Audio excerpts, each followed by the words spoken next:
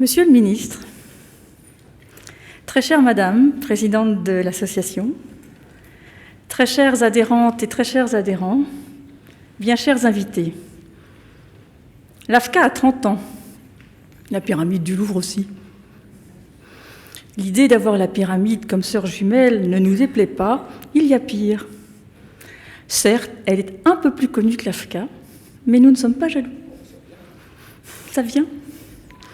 30 ans, déjà, disent certains. Le bel âge, disent d'autres. Mais c'est tout juste l'entrée dans l'âge adulte, a dit un trentenaire. Nous sommes là, 30 ans après l'idée géniale des fondatrices, qui sont ici ce soir pour la plupart, et je les en remercie.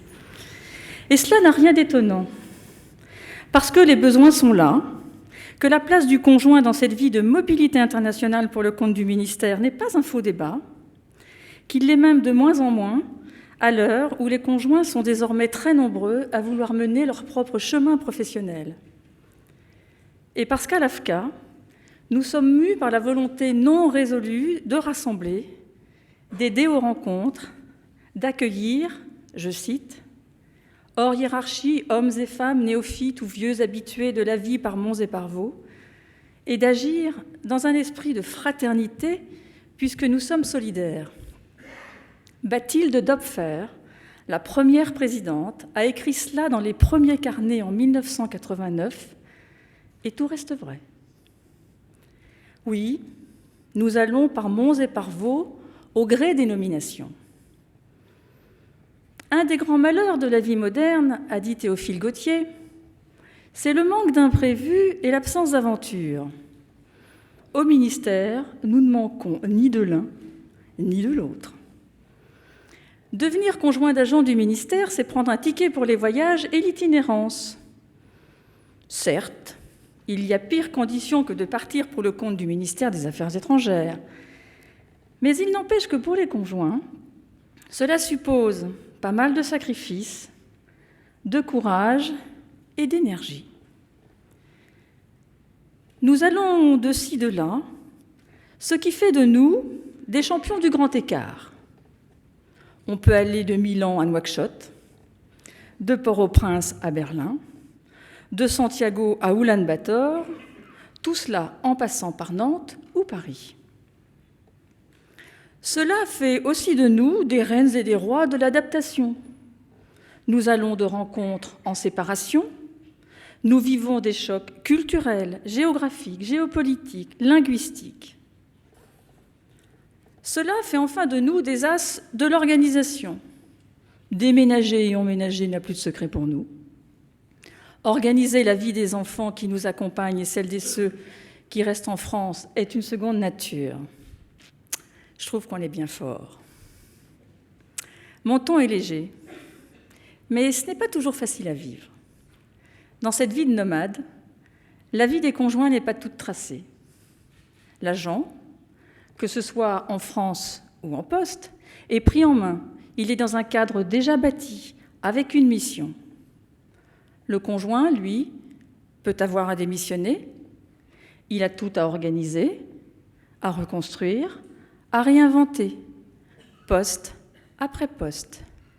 Rien de tout cela ne se vend bien sur un CV. Alors, l'AFCA est là, riche de son réseau solidaire.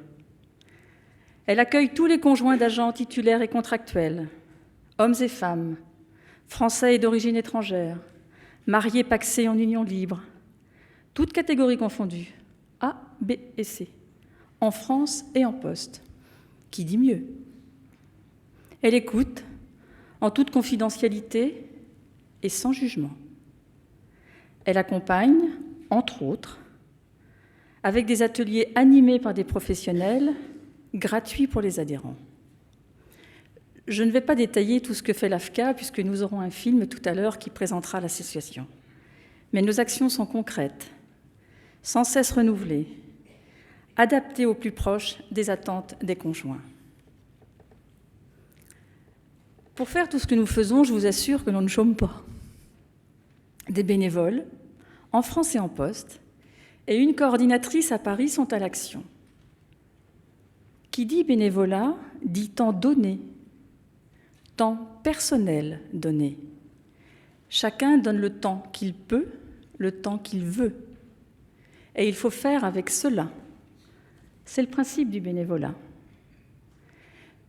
Mais c'est bien parce que des bénévoles s'engagent depuis 30 ans que l'AFCA avance, répond à une demande, que les conjoints viennent à elle, qu'elle a obtenu des acquis en leur faveur. Des demandes sont en cours et nous espérons des réponses favorables. La Bruyère a dit « Il y a du plaisir à rencontrer les yeux de celui à qui l'on vient de donner. » Nous avons de belles choses qui nous sont dites dans les yeux des conjoints. Et ça nous booste. À toutes et à tous les bénévoles, d'hier et d'aujourd'hui, je dis un grand merci. La générosité des bénévoles est le moteur de notre action. Merci à toi, Soraya, coordinatrice efficace, discrète, très à l'écoute. Tout ce travail ne serait pas ce qu'il est sans vous, sponsors de l'AFCA, la Banque transatlantique, la Mutuelle des affaires étrangères et européennes, AL Conseil en déménagement et expédition. Vous êtes des sponsors de longue date. Merci de votre fidélité. Le CNED, avec qui j'ai par ailleurs signé un accord de partenariat qui accorde une remise aux adhérents sur les formations pour adultes, et Actibuy, qui est spécialisé dans la gestion locative pour les expatriés. Vous êtes de tout nouveaux sponsors. Merci de votre confiance. Nous espérons que c'est le début d'une longue aventure. Tout ce travail est aussi possible, bien sûr, grâce au ministère, soutien fondateur, qui nous alloue une subvention et une aide logistique. Monsieur le ministre, l'aide du ministère nous est indispensable et nous en faisons bon usage, avec rigueur, dans un esprit de confiance réciproque. Je suis heureuse de pouvoir, au nom de tous les adhérents ce soir, vous faire part de notre immense reconnaissance. Mesdames et messieurs les agents du ministère, nous avons besoin de vous. Pour toucher les conjoints, nous devons passer par les agents. Aidez-nous à développer les contacts entre vous et l'association. N'hésitez pas à venir vers nous pour mieux nous connaître et devenez nos porte-parole en parlant de l'AFCA autour de vous. Vos collègues ont sans doute des conjoints. Mesdames et messieurs des associations du ministère, entraidons-nous, ayons des échanges de visibilité.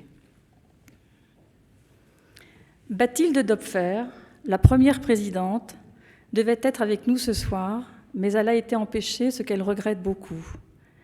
Elle m'a dit combien elle est heureuse de voir que l'AFCA continue son chemin, et elle m'a chargée de dire sa reconnaissance à celles et ceux qui lui ont succédé et pour celles et ceux qui nous succéderont. Monsieur le ministre, Madame, nous sommes ici ce soir dans ces beaux salons à votre invitation. J'ai cherché une formule pour vous remercier, pour remercier celles et ceux qui ont travaillé et qui travaillent pour nous ce soir, mais c'est simplement et très chaleureusement que je vous dis merci. Je termine en formulant un vœu. Que l'AFCA dure aussi longtemps que durera notre jumelle, la pyramide du Louvre. Ça laisse de l'espoir, non? Je vous remercie.